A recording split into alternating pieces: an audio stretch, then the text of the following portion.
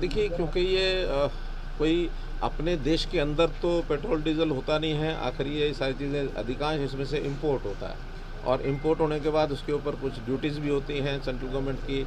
उन सब ड्यूटीज़ को मिला करके और मार्केट के हवाले ये सारी चीज़ें हैं। डेली अप डाउन होता है, कभी महंगा भी होता है, कभी सस्ता भी होता है।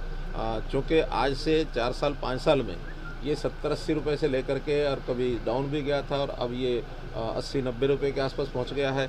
तो ये 10-15% का एक पिछले 4-5 साल के अंदर ही उछाल आया है कुल मिलाकर। अब ये देखा जाए तो ओवरऑल कोई बहुत ज़्यादा नहीं है, फिर भी हर जो पैसा जेब से किसी से निकलता है, आखिर हमारी भी इच्छा होती है कि ना निकले, कम रहे, तो उसके ऊपर नज़र तो रहती है सरकारों की।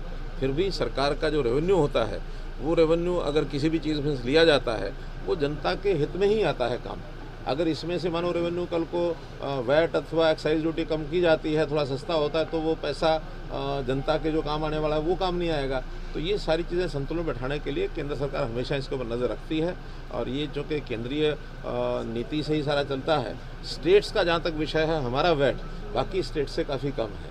हमारा वैट इतना ज़्यादा नहीं है कि हम इसको और कम करेंगे, तो बाकी जगह पर जैसे रेट होता है संतुलन बैठा करके उनके कंपटीशन में ही रखना पड़ता है। उसमें से स्टेट को भी एक जो रेवेन्यू आता है, उस रेवेन्यू से जनता का ही काम होता है। जो लोग इस प्रकार की बातें कर रहे हैं, उनका असली चेहरा ये सामने आया है इस विषय में से। मैं क्यों कह रहा हूँ असली चेहरा सामने आया है कि ये जो कहते हैं कि हाँ इतने कम लोग आए, इन्होंने हिसाब ही नहीं लगाया है। कुल मिला करके 200 लोगों में से और 128-30 लोग वो हरियाणा के हैं। अभी अलग बात है कि अलग अलग कैटेगरीज में से हैं। रिजर्व कैटेगरी को तो ये अपना मानते ही नहीं है, यानी जितनी भी रिजर्व कैटेगरी हैं वो 100% हरियाणा से हैं, और 100% हरियाणा से हैं। आखिर इसका मतलब अनुसूचित जाति को अपना नहीं मानते, ये बैकवर्ड क्लास के लोगों को अपना नहीं मानते। इनकी असली चेहरा ये सामने आ गया है, जो केवल एक बात को लेकर के उसको बार बार उछालते हैं। एक बात, दूसरा, ये ऑल इंडिया टेस्ट में से लोग लिए जाते हैं। ये ऑल इंडिया टेस्ट में से लिए जाते हैं, तो ऑल इंडिया टेस्ट की एक मेरिट लिस्ट बनती है, उसमें एक योग्य व्यक्तियों को हम आगे लाएं। उसमें हमने कहीं नहीं कहा कि हरियाणा के लोग कम आने चाहिए, बाकी ज़्यादा नहीं चाहिए। सारे देश के लोगों में से लोग लिए जाते हैं। उसके अंदर हमारा रिजर्वेशन का अलग से कोटा है, वो पूरे के पूरे 100% लिए जाते हैं। इसलिए अगर हिसाब लगाना तो टोटल का लगाएं। लगभग 200 लोगों में से 100 से ऊपर लगभग 130 लोग हरियाणा के हैं। एकदम एग्जैक्ट संख्या मुझे ध्यान नहीं है, लेकिन 70 के आसपास ही बाहर के हैं।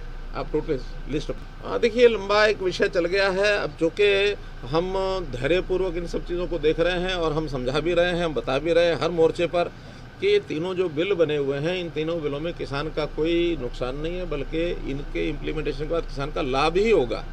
और चूँकि अब इनकी इम्प्लीमेंटेशन हुई नहीं है, हमने ये भी कहा है कि इम्प्लीमेंटेशन होने के बाद किसी भी विषय को लेकर के किसान का नुकसान होता है, तो हम हमेशा तैयार हैं उन चीज़ों को विड्रॉ करने के लिए।